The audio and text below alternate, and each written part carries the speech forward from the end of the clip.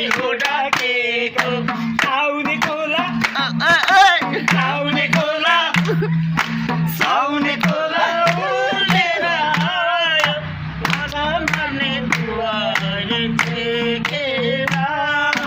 माछा मार्ने दुवारे टेकेर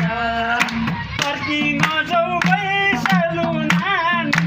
पर्खी नजाऊ भैँसालु नानी बताए तिमीलाई सम्झेर बताए तिमीलाई सम्झेर